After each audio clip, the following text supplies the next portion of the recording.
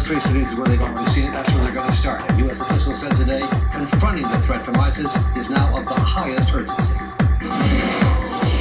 As ISIS turned up the tempo on its propaganda machine today, new videos of its military-like formations and dire threats to American civilians, U.S. officials revealed details of a promised crackdown on Westerners who want to join ISIS or already have, like these Britons, appeared in a new video today.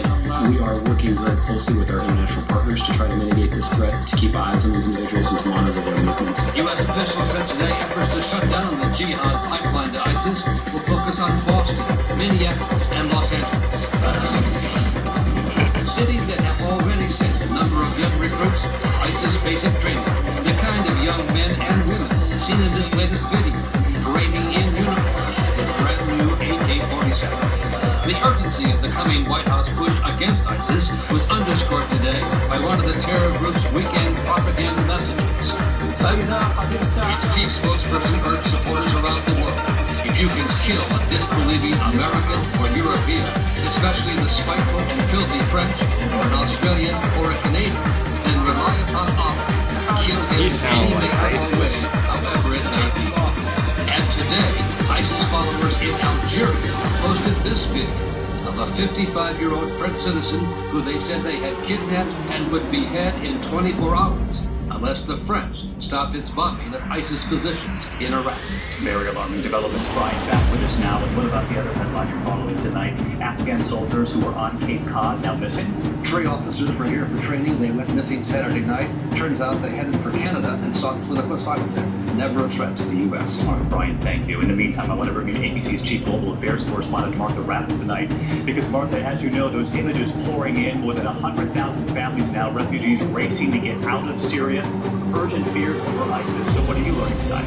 Well, the attacks by ISIS on villages in Syria have been relentless, David, using tanks and artillery. Some 130,000 Syrian refugees now streaming across the border into Turkey. It just points to the urgency of the problem. The U.S.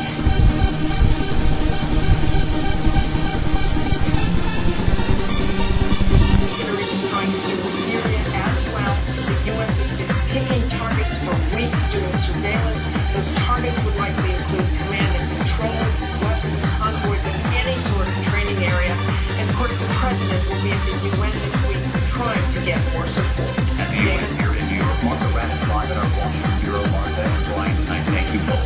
Now to the scare at the White House after this suspect, seen here on surveillance tape, crossed the lawn, storming right through the front door, somehow getting in just minutes after the president and his family had left. Tonight, there are new questions about security at the White House. Will warning signs missed? We've now learned that authorities discovered long before in the suspect's car ammunition, even a map pointing to his target, the White House. ABC Senior Justice Correspondent Pierre Thomas. Today, federal prosecutors declared the man who leaped over a fence and charged into the White House a danger to the president. He's all caught last Friday on this cell phone video. Gonzalez travels more than 100 yards unimpeded before he gets to the front door of the White House. It's unlocked. He gets inside with a 3.5-inch knife.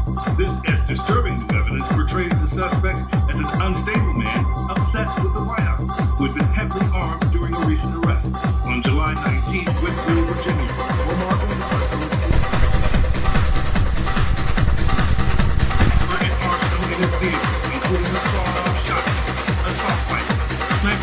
with soap.